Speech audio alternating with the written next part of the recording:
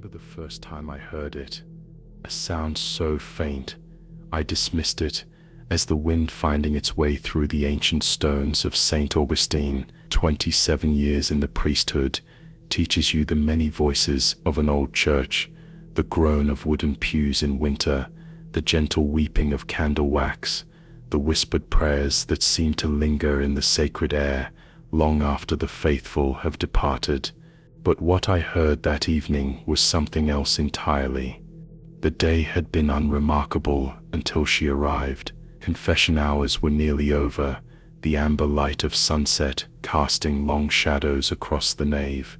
I sat in the confessional booth, as I had thousands of times before, listening to the sins of my congregation, the small transgressions and occasional weightier burdens they brought before God. The air inside was heavy with incense and the collected sighs of penitence. I was tired, my back aching against the hard wooden seat, when the hinges of the other door creaked open. Someone had entered the penitent side of the confessional. I could see nothing but a vague silhouette through the ornate lattice screen that separated us. A woman, it seemed, though her features were obscured. She said nothing at first, and I waited patiently, as I always did. Some need time to gather courage before unburdening their souls.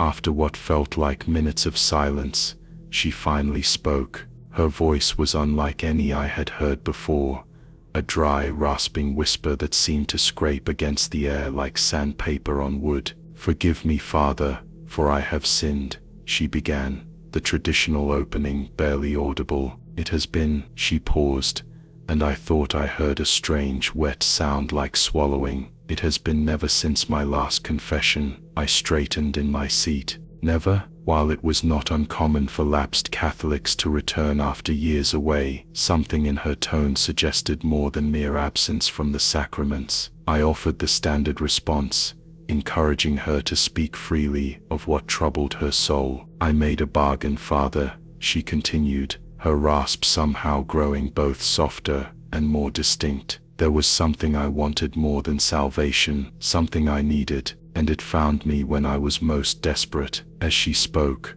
I noticed the temperature in the booth seemed to drop. The wood beneath my fingers felt like ice, and my breath began to form small clouds before my face. I told myself it was merely a draft, perhaps a door left open somewhere in the church. "It spoke to me first right here, in this very confessional," she said. "3 weeks ago, when Father Gregory was hearing confessions. Did he tell you about me before he left?" I felt a chill that had nothing to do with the cold. Father Gregory, my predecessor, had indeed left the parish suddenly 6 weeks prior, citing health concerns. He had handed over his duties with unusual haste, offering little explanation beyond a vague mention of exhaustion. I had assumed it was the stress of parish life. I had seen it claim older priests before, but now I wondered. "No," I replied carefully. "Father Gregory shared nothing with me about his confessance. The seal of confession is absolute." The woman made a sound that might have been a laugh, but it caught in her throat like something solid. "Of course, even if what he heard was not a confession at all." I was growing increasingly uncomfortable, but my duty was clear. Whatever this woman needed to confess, I was bound to hear it. I gently encouraged her to continue. "It started as a voice," she whispered, "just a whisper at the edge of hearing, offering to help me. I had come to confess my despair. You see, my child was dying.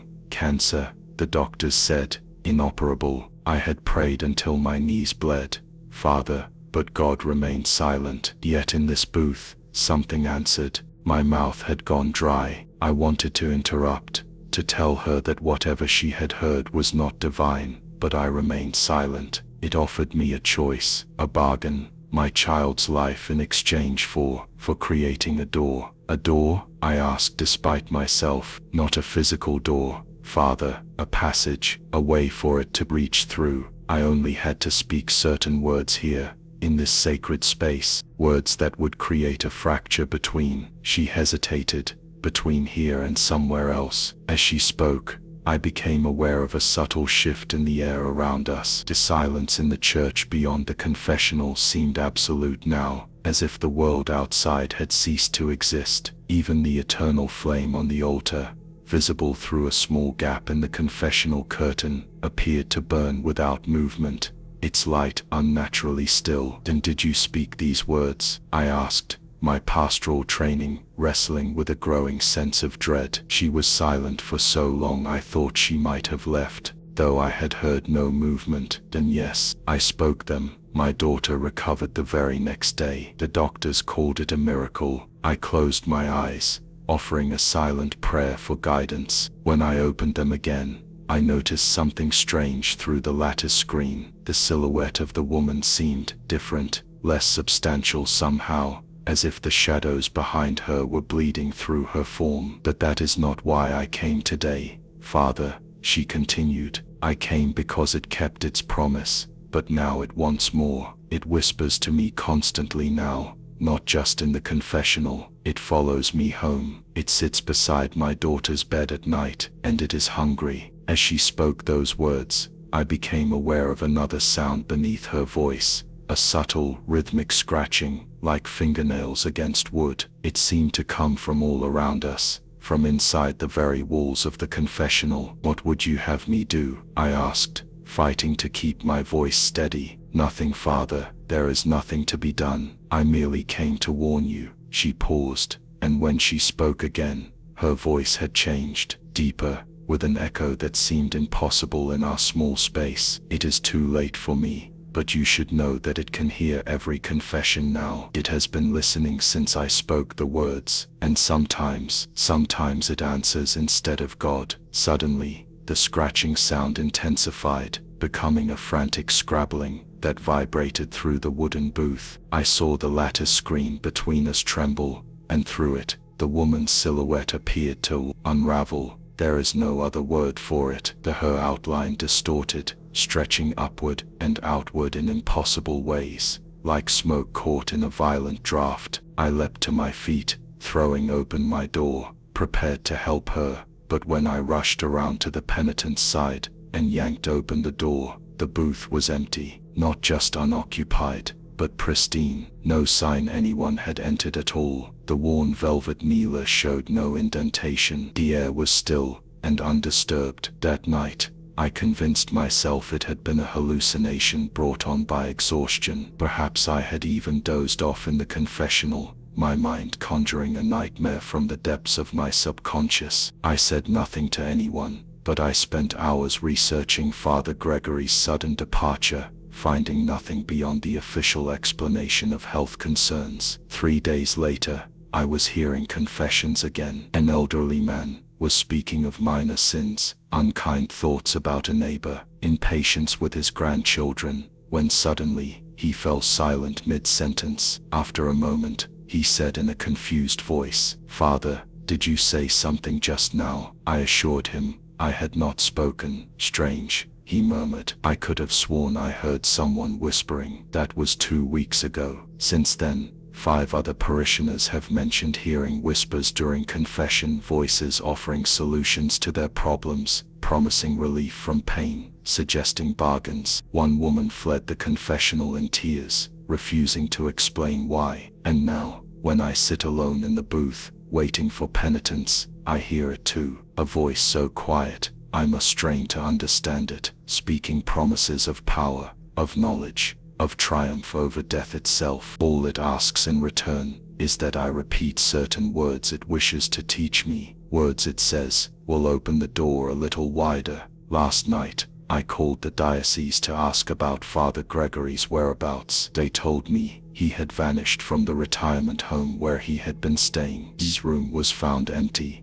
except for dozens of pages covered with the same phrase, written over and over in handwriting that gradually deteriorated into unintelligible scrolls. I sit now in my office, writing this account while I still can. The voice grows louder each day. Sometimes I see movement in the confessional, even when it is empty. Shadows that shift against the natural flow of light. Darkness that seems deeper than absence of light should allow. Tomorrow I will request a transfer from the bishop, though I fear it will follow me wherever I go. The woman was right about one thing. It created a door, and that door remains open. I find myself wondering, in moments of weakness, what would happen if I spoke the words it whispers to me? To what power might I gain? What knowledge? And sometimes, God help me, I wonder if I already have.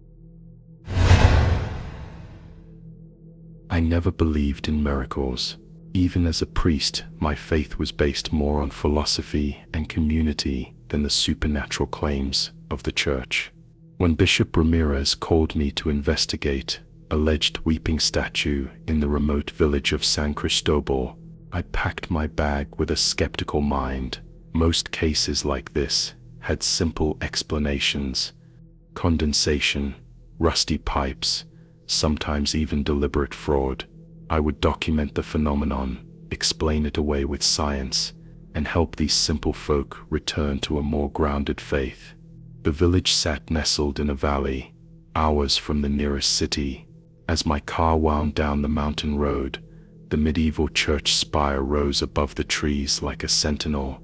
Father Dominguez greeted me at the rectory, a man whose weathered face betrayed deep exhaustion.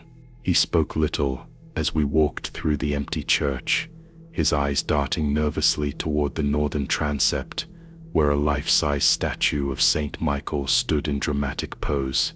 The archangel warrior, carved in pale marble, held his sword aloft against the darkness. I approached it with clinical detachment, notebook in hand, ready to document what was likely rust stains or mineral deposits. I was wrong. The statue wept, not the clear liquid I expected, but thick, red tears that crawled down the alabaster cheeks like living things. The metallic scent hit me immediately. Blood has a smell unlike anything else, sweet and ferrous. It coated the back of my throat. As I stepped closer, Father Dominguez remained by the door, refusing to approach.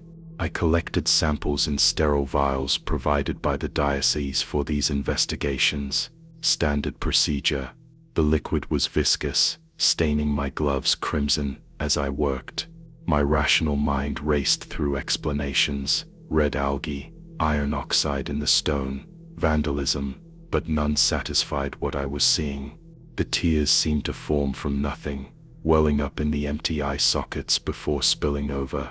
That night, I stayed in the parish house, analyzing the samples with my portable kit. Hemoglobin, human blood, typo negative. I ran the test 3 times with the same result. Sleep evaded me as I lay in the narrow bed, listening to the wind whistle through the ancient stone building. The villagers avoided the church now, Father Dominguez explained over our sparse breakfast. The bleeding had started 3 weeks ago, and with it came other disturbances: livestock found mutilated, children speaking of a tall figure watching them from the trees, a persistent cold that settled over the village despite the summer heat. I spent the day interviewing parishioners. Elena, the elderly sacristan, crossed herself repeatedly as she described finding the statue at dawn. Blood pooled at its feet. Marco, who owned the small market, claimed his son had stopped speaking after serving as altar boy the Sunday before the bleeding began. The boy now spent his days drawing the same image over and over, the archangel with black wings instead of white. When I asked to see these drawings, Marco refused, saying he had burned them all. Each story added layers to my unease, but I reminded myself that hysteria spreads in isolated communities. One unexplained event triggers a cascade of perceived phenomena. I had seen it before. As evening fell, I returned to the church to pray for guidance. The statue stood in deepening shadow, tears still flowing but slower now. I knelt before it, not in reverence but in scientific curiosity. The chapel was silent, save for the occasional creaking of ancient wood. My prayer began as it always did, methodical, practiced words that had long ago lost their mystery. But as darkness gathered in the corners of the church, I felt a presence behind me, as tangible as a hand upon my shoulder. The air grew dense, difficult to breathe. A whisper emerged from the silence, not from the statue but seeming to come from within my own mind. He fails to protect you. I turned sharply, heart hammering against my ribs. The church remained empty, yet the sensation of being watched intensified.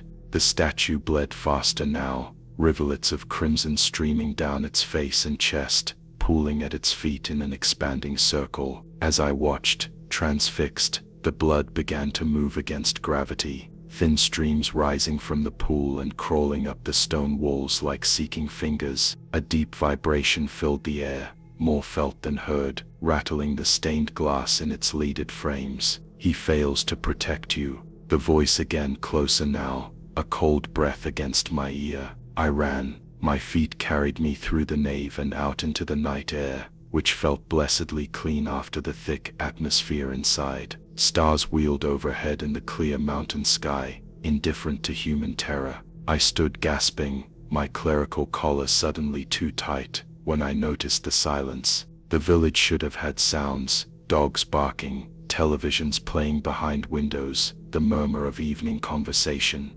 Instead, a perfect stillness had descended, as if the entire valley held its breath. Every window was dark, no smoke rose from chimneys despite the mountain chill. In that moment, I understood that whatever had begun with the statue had already spread beyond the church walls. Morning found me still awake, huddled in my car with the doors locked. I had tried to leave in the night, but the mountain road twisted back on itself, returning me to the village no matter which direction I drove. Father Dominguez was gone from the rectory, his bed unslept in. The church doors stood open, though I was certain I had seen them close behind me. My phone showed no signal, the battery draining, despite being fully charged hours before. I knew I should contact the diocese, report what I had seen, request an exorcist perhaps, but some part of me understood it was already too late. I am writing this account in my journal, as the sun climbs higher. The blood from the statue has seeped under the church doors, and now runs in thin streams through the village square. The few villagers I can see move silently along its path, their eyes fixed on the ground, following the blood back to its source. They do not respond when I call to them. From the bell tower, I can see more figures emerging from the forest, walking with the same measured pace toward the church. They are not villagers. My faith tells me that Saint Michael is the great protector, the warrior of God who cast Lucifer from heaven. But as I watch the blood continue to flow and the silent procession grow, I understand the terrible truth behind the whispered message. He fails to protect you, not because he cannot, but because he has changed sides in a war beyond human comprehension. The tears are not of sorrow but of transformation. Whatever now inhabits the stone form was once an angel of light, and the blood that flows is the last vestige of its former glory, shed as it embraces a new purpose. Night approaches again. I will remain in the bell tower as long as I can, though I know they will come for me eventually. The blood has reached every home now, and no one in San Cristobal still speaks. They stand in concentric circles around the church, faces upturned to the darkening sky. The statue has left its pedestal. I watched it step down with grinding movements of stone-made flesh. It walks among its new congregation, touching each forehead with bloody fingers, marking them. I pray not for salvation anymore, but for someone to find this journal, to understand what happened here, to know that some angels fall slowly, and their tears mark the path for others to follow. I have been a priest for 27 years. I have heard confessions that would make your skin crawl, counseled marriages on the brink of violence, and performed last rites for souls hanging by threads. But nothing prepared me for what happened last autumn at St. Augustine. The first frost had just kissed the church grounds when they brought him to me, a boy of 7, small for his age, with eyes too old for his face. His parents, good people, regular parishioners, stood behind him with identical expressions of quiet desperation. The father clutched a manila folder against his chest like a shield.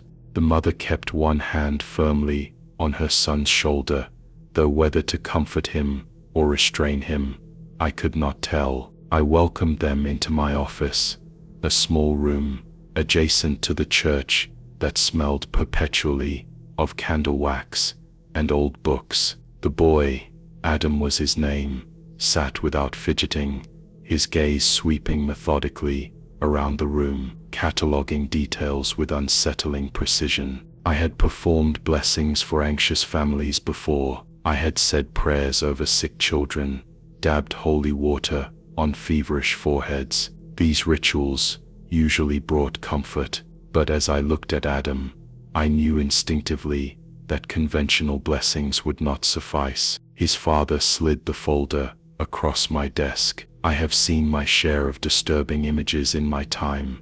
The human imagination can be a dark place, but what I found inside made my blood run cold. Dozens of drawings, rendered in crayon and marker with the imprecise motor skills of a child, but conveying a vision far beyond childish imagination. Creatures with too many limbs, shadows with teeth, figures contorted in poses of agony, and faces, so many faces, with expressions of such profound terror that they seemed to scream silently from the page. His mother spoke in hushed tones. Adam had been drawing these for weeks. He worked on them at night, sometimes waking from deep sleep to grab his crayons. They had taken him to doctors, psychiatrists. There were tests, evaluations, medications. Nothing helped, nothing changed. The pictures kept coming. I flipped through page after page, a growing sense of dread knotting in my stomach. Then I saw it, the drawing that still haunts my dreams. A church that was unmistakably St. Augustine said, with its distinctive Gothic spire, and hanging from the bell tower was a figure in clerical black, face twisted in an expression of absolute horror, eyes rendered as empty black holes. It was me, unmistakably me, down to the small scar above my left eyebrow from a childhood accident. I must have gone pale because Adam's father leaned forward, concerned. I pushed the drawing toward him, my finger tapping the hanging figure. Did Adam know me before today? Had they shown him my picture? They shook their heads. This was their first time at St. Augustine said. They had chosen this parish precisely because it was far from their home, because they wanted an objective opinion from a priest who did not know them. Adam had never seen me before walking into my office 5 minutes ago. I looked at the boy, who stared back with those ancient eyes. "Why did you draw this, Adam?" I asked. His answer came in a voice flat as still water. "Because it's going to happen, Father." That night, I could not sleep. I paced the rectory, a cold sweat breaking out, despite the warmth of the radiator. Outside, the wind howled through the church grounds, rattling the stained glass windows. I prayed. I read from scripture. I even called an old seminary friend, who specialized in cases of possible possession. He agreed to come, but not for 3 days. 3 days seemed an eternity. The second night, I dreamed of Adam. In the dream, he sat in my office, drawing, but instead of paper, he drew directly onto the surface of my desk, and instead of crayons, he used his fingertips, which left trails of dark red. He looked up at me and smiled, not a child's smile, but something ancient and knowing. On the third day, before my colleague was due to arrive, Adam's mother called. Her voice trembled on the phone. Adam had disappeared from his bed. They had searched everywhere, called the police. Nothing. Would I pray for him? Would I help? I arrived at their home as dusk was gathering. The police had already been and gone, promising to search, to put out alerts. Adam's room was exactly what you might expect of a 7-year-old boy, except for the drawings, which covered every inch of wall space. His parents had not shown me all of them that day. In my office, there were hundreds, and they told a story. I studied them carefully, moving clockwise around the room. They showed a progression. First, drawings of ordinary things, his home, his parents, his school, then shadows beginning to gather in corners, then figures emerging from those shadows, then the figures taking form, becoming clearer, more detailed, more horrifying, and then my blood ran cold. Drawings of St. Augustine said, the church shown from different angles, the interior, the bell tower, and on the last wall, the drawing of me, hanging. As I stared at this final image, I noticed something I had missed before. In the background, barely visible, was a small figure watching from the shadows of the church doorway, a child-sized figure, with a crayon in its hand. I drove back to St. Augustine's with a sense of purpose and dread intertwined. The church was dark when I arrived, the evening mass long over, the parishioners gone home. I unlocked the heavy front doors and stepped into the silent nave. The only light came from the eternal flame near the altar, and the faint moonlight filtering through the stained glass, casting jeweled patterns across the stone floor. I called Adam's name, my voice echoing in the cavernous space. No answer came. I moved through the church methodically, checking the vestry, the confessionals, the small chapel of St. Anthony, off to the side. Nothing. Finally, I approached the narrow wooden door that led to the bell tower. It should have been locked. It was not. The stairs wound upward in a tight spiral, each step groaning beneath my weight. The air grew colder as I climbed, musty, with the smell of old wood and stone, and something else, something metallic and organic. At the top landing, just before the chamber where the great bell hung, I found a small bundle, a child's sweater, neatly folded. On top of it, a crayon drawing, fresh, the waxy surface still gleaming in the dim light. It showed a priest, me standing at the top of the bell tower. Behind him, a shadow with too many limbs stretched up the wall. I turned slowly, my heart hammering against my ribs. The bell tower chamber was dark, but not empty. I could feel a presence, a weight in the air that pressed against my skin. I fumbled for my phone, turning on its flashlight. The beam cut through the darkness, illuminating the massive bell hanging silent above me. And there, in the far corner, almost invisible against the shadows, stood Adam, except it was not entirely Adam anymore. The child's body stood unnaturally still, but something moved across his skin, shadow patterns that twisted and curled like living smoke. His eyes, when they met mine, were completely black. "It has been waiting for you, Father," he said in a voice that was not a child's voice, something deeper and older. "It has been waiting for someone who would see, someone who would believe." I reached for the crucifix I always carry, my fingers closing around the familiar shape. I began to pray, words falling from my lips in a desperate stream. The Lord's Prayer, the Apostles' Creed, Psalm 23. The shadows around Adam seemed to recoil momentarily, but then surged forward with renewed purpose. I felt something cold and strong wrap around my ankle. Looking down, I saw only darkness, but the pressure was undeniable, pulling me toward the open archway that overlooked the church grounds far below. I fought, I prayed, I called on every saint whose name I could remember. The thing inside Adam watched with those black eyes, its grip tightening. It pulled me to the edge, where generations of bell ringers had stood to view the parish. The night air rushed up from below, carrying the scent of fallen leaves and earth. The grip on my ankle tightened, began to lift. What happened next, I cannot fully explain. I remember a sudden warmth flooding through me, starting from the crucifix clutched in my hand. I remember a light, not from my phone, which had fallen to the floor, but from somewhere inside me. And I remember Adam's face changing, the blackness receding from his eyes, confusion and terror replacing it. "Father," he said in his real voice, small and frightened. The pressure on my ankle vanished. I scrambled back from the edge, gasping, and pulled Adam into my arms. He was shaking violently, crying against my shoulder.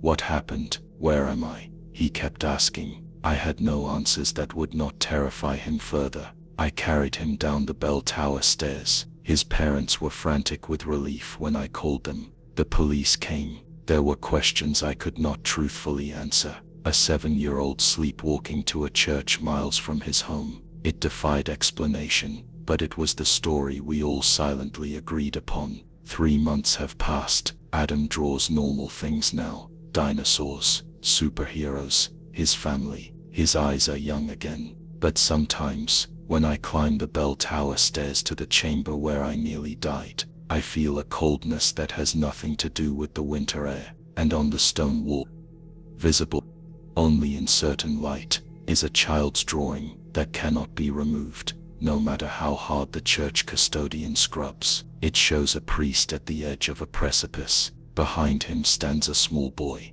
holding his hand, and behind them both, retreating into shadow, is a formless darkness, with too many limbs, watching, waiting. My name is Father Michael, and I am a priest at St. Jude's Parish, a small, unassuming church nestled in the heart of a quiet town. We see our fair share of troubles here, from marital disputes to financial anxieties, the everyday struggles of ordinary people.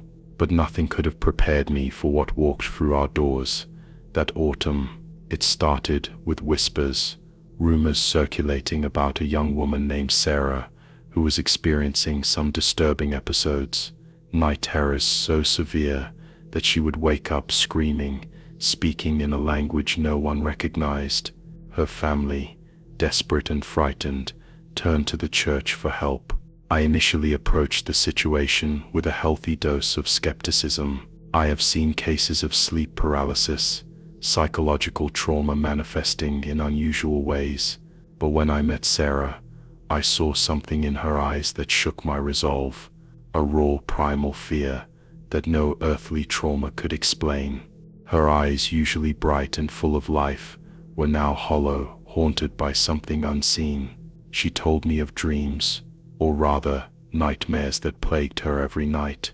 Visions of a dark forest, ancient trees twisted into grotesque shapes, and shadowy figures that pursued her, whispering in Latin.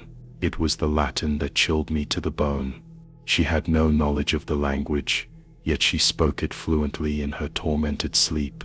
After several weeks of prayer, consultation with the bishop, and a thorough medical evaluation that revealed nothing, I came to the reluctant conclusion that an exorcism was necessary.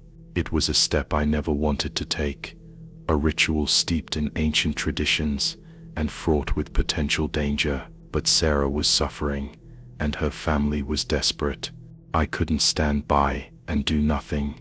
On a cold rain-swept evening, in the dimly lit chapel of St. Jude's Set, we began the rite.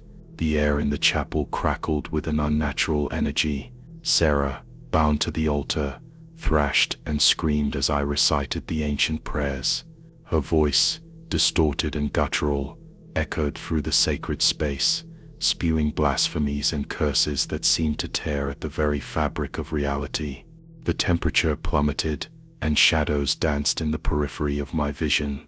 It was a battle, a war waged not with weapons, but with faith and will.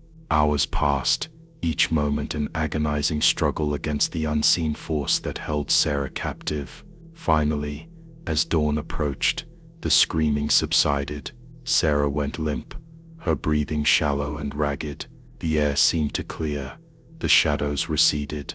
The demon, whatever it was, appeared to have been driven out. Exhausted, but relieved, I declared the exorcism complete. Sarah was taken to the hospital for observation, and I retreated to my chambers, drained both physically and emotionally. I slept soundly for the first time in weeks, believing the ordeal was over. I was wrong. So very wrong. The nightmares started the following night. I found myself in a dark forest, the air thick with the smell of decay.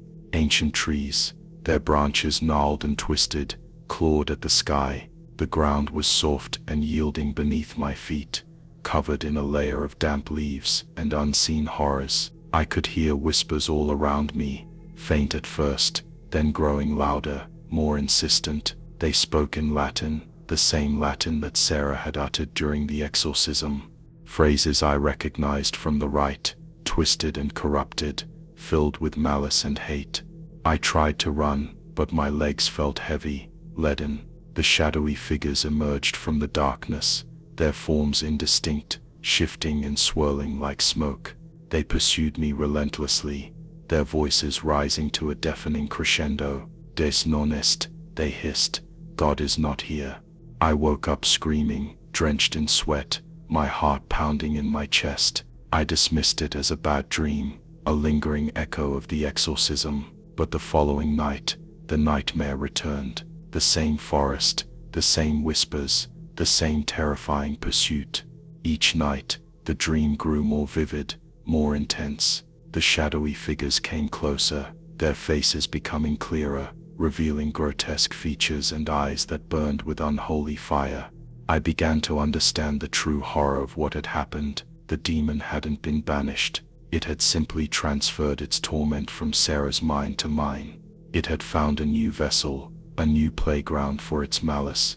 Desperate, I sought guidance from the bishop. I told him everything, the nightmares, the voices, the growing sense of dread that consumed me. He listened patiently, his face etched with concern. He suggested that I seek psychological help, that the stress of the exorcism had taken its toll. But I knew this was no mere psychological trauma. This was something far more sinister, something that defied explanation. I knew that it was the demon, that it was inside me. I spent my days in prayer, fasting, and studying ancient texts, searching for a way to rid myself of this unholy burden. But the demon was cunning. It exploited my doubts, my fears, turning my faith against me. During the day, I felt safe, but when night fell, I was powerless. The forest became my prison, the shadowy figures my tormentors. I saw their faces now. They were not demons, I realized, but the faces of people I knew. Some were old acquaintances, some were members of my congregation. All were long dead. They had come to bring me home to the forest, for I was becoming one of them. I could feel myself changing, becoming more and more like them with each passing night. I became scared to sleep, but sleep always found me. During the day, I began to see shadows and to hear whispers. I knew that I was losing the battle. The demon was slowly but surely consuming me, eroding my faith and poisoning my soul. I considered leaving the priesthood, running away, and abandoning everything I had dedicated my life to. But I knew that would be a victory for the demon, a confirmation of its power. Instead, I decided to confront it head-on. I prepared myself for another exorcism, this time not for someone else, but for myself. I spent days preparing, researching ancient rituals and strengthening my resolve. On the night of the exorcism, I locked myself in the chapel. I lit candles, recited prayers, and prepared to face the darkness that had taken root inside me. As the ritual began, the chapel was once again filled with an unnatural energy. The air crackled, the shadows danced, and the whispers grew louder, more menacing. I felt the demon stir within me, a malevolent presence that sought to resist my efforts. It fought back with all its might, bombarding me with images of my failures, my doubts, and my deepest fears. It showed me my mother on her deathbed, and how I had failed to save her. It showed me a former love of mine, who I had turned away from in order to serve God, and how she had died alone and miserable. It showed me the faces of my congregation, and how many of them were hypocrites. And then it showed me God in all of his glory. I was tempted to step toward the light, but knew that it was not God. The demon was trying to trick me, but I refused to succumb. I clung to my faith, to the belief that good would ultimately triumph over evil. I continued to recite the prayers, my voice growing stronger, more resolute. The battle raged on, a desperate struggle for my soul. Finally, as dawn approached, I felt the demon weaken. Its grip on me loosened, and the shadows began to recede. With a final agonizing scream, it was gone. I collapsed to the floor, exhausted but free. I had survived. The nightmares have stopped, the whispers have faded, and the darkness has lifted. But the experience has left an indelible mark on me. I know that evil exists, that it is real and powerful, and I know that it can take many forms, even the form of a dream. I still serve as a priest at St. Jude's Parish, but I am no longer the same man I was before. I am more cautious, more aware of the darkness that lurks beneath the surface of the world, and I pray, every day, that I never have to face such evil again, because I know that some battles leave scars that never truly heal. Outro music, with a lingering sense of unease, fades in. Thanks for listening. Let me know in the comments if you have ever had such an experience. And remember, sometimes the greatest horrors are the ones we cannot see. Sweet dreams, everyone. I noticed her during my third Sunday at St. Augustine. Said was always seated in the same pew, third from the front, never missing a service. Her eyes followed me with an intensity that made me uncomfortable, even as I delivered my sermon to a congregation of 60. She would nod at certain phrases as if I had spoken them just for her, a secret code between us. After Mass, while others would shake my hand and leave, she would linger, waiting until everyone had gone before approaching. "Father Michael," she would say, "that sermon spoke directly to my soul today," and I would smile politely, thank her for coming, and watch with unease as she reluctantly turned to leave. Her name was Eleanor Voss, 52 years old, divorced, no children. She had been a member of the parish for over 20 years, longer than most of the congregation. The previous priest, Father Thomas, had warned me about her before his retirement. "Watch out for Eleanor," he had said. "She gets attached." I had nodded, dismissing his concern as dramatic. Many parishes had their overzealous members, I thought. Nothing I could not handle with kindness and clear boundaries. I had been wrong, so terribly wrong. It began with small gifts left on the rectory doorstep, homemade bread on Monday mornings, a bookmark with a hand-painted crucifix, a journal bound in leather with my initials embossed on the cover. I never saw her leave them, but I knew they were from Eleanor. The gifts escalated in frequency and intimacy. A framed photo of me giving communion that she must have taken without my knowledge. A hand-knitted sweater in my exact size. I started finding her car parked across from the rectory at night, the silhouette of her head visible through the fogged windows. When I confronted her, gently suggesting that perhaps she should focus her devotion on her relationship with God rather than with me, she smiled in a way that made my skin crawl. "But Father," she had whispered, "are you not his vessel on earth? Are my eyes not meant to seek his light through you?" By spring, Eleanor had become more erratic. She began to speak of darkness surrounding the church, of shadows that whispered to her at night. "Only your words keep them at bay, Father Michael," she told me after Wednesday evening prayer, her fingers digging into my forearm. "I see how they shrink back when you speak. They fear you." During confession, she would speak of visitations, claiming angels spoke to her about me, about my special purpose in her life. I tried to refer her to a psychologist friend of the parish, but she reacted with such hurt and betrayal that I feared pushing her further away would only worsen her condition.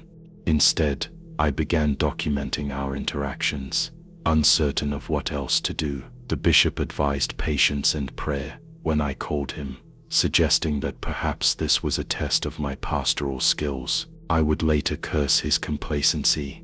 The night everything changed was unseasonably cold for April. Rain lashed against the windows of the rectory as I prepared for bed, thunder rolling across the sky like the growl of some massive beast. The power had flickered twice before going out completely, leaving me fumbling for candles in the darkness. That was when I heard it, a soft scratching at my door. I froze, listening. The scratching continued, followed by a whisper so faint I almost believed I had imagined it. "Father Michael, I know you are awake. I can see your light. Let me in. The darkness is coming for me tonight." The voice was unmistakably Eleanor's, but with a quality I had never heard before. Desperate, raw, almost inhuman in its intensity. I did not open the door. Instead, I called the police, speaking in hushed tones, explaining the situation as calmly as I could. As I waited,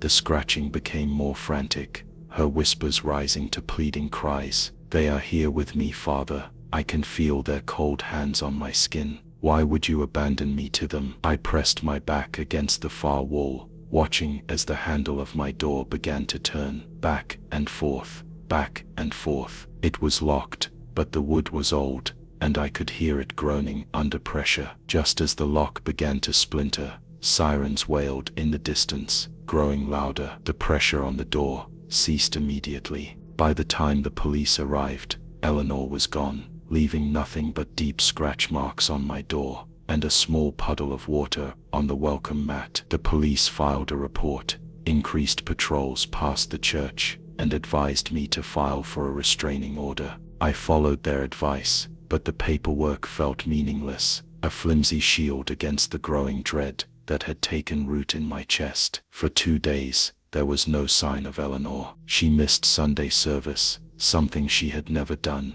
in all the months I had known her. I should have felt relief. Instead, I felt only mounting anxiety, as if a storm was gathering on the horizon. On the 3rd day, Miss Winters, our church secretary, handed me a package that had been left at the office. There was no return address, just my name written in Eleanor's distinctive handwriting. Inside was a leather-bound journal, not the one she had given me before, but similar. Its pages were filled with her cramped writing, ink sometimes pressed so hard it had torn through the paper. The entries detailed her growing obsession, her conviction that I was sending her coded messages through my sermons. More disturbing were her descriptions of shadowy entities she believed were stalking her, entities only I could protect her from. The final entry chilled me to the bone. "I understand now what I must do," she had written. "If Father Michael will not acknowledge our connection, if he rejects the sacred bond between us, then I must make him see. The darkness has shown me the way. We will be bound together, forever, in his sight." There was an address scribbled at the bottom of the page, an abandoned farmhouse about 20 miles outside of town. I called the police immediately, showing them the journal, the address. They promised to send officers to check the location, but cautioned that they might not get there until morning, due to an ongoing situation across town. I could not wait. Perhaps it was foolish pride, or genuine concern for her soul. I still do not know which drove me more that night. I took my car and drove through the darkness, rain still pouring from a sky without stars or moon. The farmhouse loomed against the landscape, like a decaying tooth, windows dark, except for a faint glow from somewhere deep within. I approached cautiously, calling Eleanor's name, my voice swallowed by the storm. The front door swung open at my touch, hinges screaming a warning I should have heeded. Inside, the air was thick with the scent of candle wax and something else, something metallic and primal that made my stomach turn. Dozens of candles illuminated a makeshift altar in what must have once been a living room. Photos of me covered the walls, hundreds of them, some from services, others clearly taken without my knowledge. Me shopping at the grocery store, checking my mail, sleeping through my bedroom window. In the center of the room stood Eleanor, her back to me, wearing what appeared to be a wedding dress, yellowed with age. "Father," she said without turning, "you came, just as the darkness promised you would." When she turned to face me, I nearly fled. Her face was streaked with blood, her own, I realized with horror, from deep scratches that ran down her cheeks like tears. In her hands was a knife, its blade reflecting the candlelight. "I have prepared everything," she whispered, her eyes feverish and unfocused. "The darkness showed me how we must be joined. First your blood, then mine, and we will never be separated again." She moved toward me with a terrible smile, the knife extended like an offering. What happened next remains clouded in my memory. I remember backing away, pleading with her to put down the knife. I remember her lunging forward and the struggle that followed. I remember the knife clattering to the floor and Eleanor's scream, not of rage, but of sudden, absolute terror as she looked at something over my shoulder. Then the candles went out, all at once, plunging us into darkness broken only by lightning flashes through the windows. When the police finally arrived, guided by the location I had given them, they found me sitting on the porch steps in the rain. Of Eleanor, there was no sign, only the knife, the altar, and the hundreds of photos on the walls. They searched the property, the surrounding fields, the nearby woods. They dragged the pond behind the farmhouse. Nothing. She had vanished as completely as if she had never existed. The investigation continues, but with each passing day, the likelihood of finding her diminishes. I remained at St. Augustine's for only 1 month. After that night, I told the bishop I needed time for reflection, for healing. He understood, arranging a position for me at a monastery upstate where I could recuperate in peace. But peace eludes me, because sometimes, in the darkest hours before dawn, I hear scratching at my door, and in the silence that follows my startled awakening, I swear I can hear her voice, whispering my name. Father Michael, let me in. The darkness is still coming for me, and now, it is coming for you too.